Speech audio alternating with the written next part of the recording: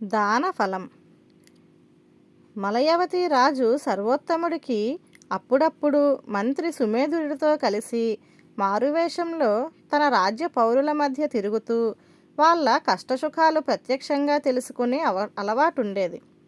ఈ విధంగా ఒకసారి ఆయన నగరంలో సంచరిస్తూ ఉండగా ఒక సంఘటన జరిగింది. బాట మీద ఇద్దరు స్నేహితులు వెళుతూ పక్కన చెట్టు కింద కూర్చొని అడుక్కుంటున్న ఒక అవిటివాణ్ణి చూశారు. ఆ సమయంలో మొదటివాడు అవసరానికి తన దగ్గర డబ్బు లేకపోవడంతో రెండవ వాడి వద్ద ఒక కాసు అడిగి తీసుకొని ఆ అవిటివాడికి ధర్మం చేశాడు. ఆ కాసును ఇంటికి వెళ్ళాక తిరిగి ఇస్తానని మొదటివాడు అంటే దానికి రెండవవాడు ఒప్పుకోక, ఆ డబ్బు నువ్వు దానం చేసావు కాబట్టి నాకేం తిరిగి ఇవ్వవలసిన అవసరం లేదు, ఒకవేళ నువ్వు ఇచ్చినా నేను తీసుకోను అన్నాడు.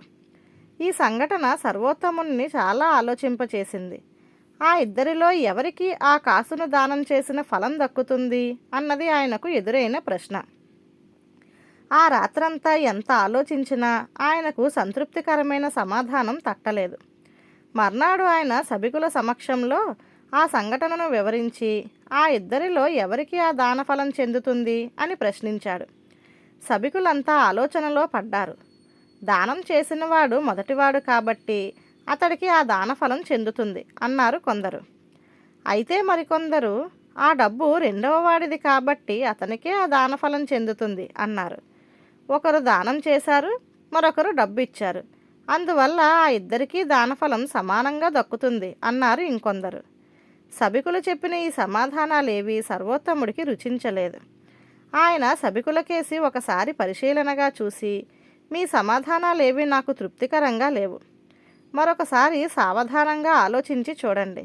ఆ దానఫలం ఎవరికి చెందుతుందో కాకుండా ఎందుకు చెందుతుందో తార్కికంగా హేతుబద్ధంగా బాగా ఆలోచించి చెప్పండి అన్నాడు. సభికులు ఎంత ఆలోచించినా సర్వోత్తముడికి తృప్తి కలిగించే సమాధానం ఇవ్వలేకపోయారు.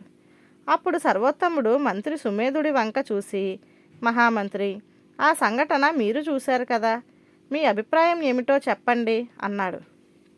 ప్రభు, నా దృష్టిలో దానం చెయ్యగలిగినంత ఆర్థిక స్తోమత కలిగి ఉండడం కన్నా దానం చేయాలన్న మనస్తత్వం కలిగి ఉండడం గొప్పతరం. ఆ కారణం వల్ల ఆ దానఫలం తప్పక దానం చేసిన మొదటివాడికే చెందుతుంది అన్నాడు. ఆ వెంటనే ఆస్థాన విదూషకుడైన దరహాసుడు లేచి నిలబడి, ప్రభు, మహామంత్రి గారి అభిప్రాయంతో నేను సగం మాత్రమే ఏకీభవిస్తున్నాను. ఎందుకంటే ఒక కాసును దానం చేసిన పుణ్యం మొదటివాడికే వస్తుంది. అయితే దానితో పాటు రెండవ వాడికి ఒక కాసును ఎగవేసిన పాపం కూడా మొదటివాడికి చుట్టుకుంటుంది అన్నాడు. ఇది విని సర్వోత్తముడు నవ్వి మంత్రి సుమేధుడి వంక చూశాడు. సుమేధుడు చిన్నగా నవ్వి, మొదటివాడు బుద్ధిపూర్వకంగా కాసు ఎగవేయలేదు, తాను తిరిగి ఇస్తానన్నా రెండవవాడు అందుకు ఒప్పుకోలేదు, అందువల్ల మొదటివాడికి కాసును ఎగవేసిన పాపం ఏమాత్రం చుట్టుకోదు అన్నాడు. దరహాసుడు మళ్ళీ లేచి నిలబడి, మరైతే ఇందులో రెండవ వాడికి లభించేదేమిటి? అతడికి ఒక కాసు ఖర్చయింది, దానిని మొదటివాడికి దానం చేసినట్లా? అలా అయితే అతడికి ఆ కాసును మొదటివాడికి దానం చేసిన పుణ్యం అయినా లభిస్తుంది కదా అన్నాడు.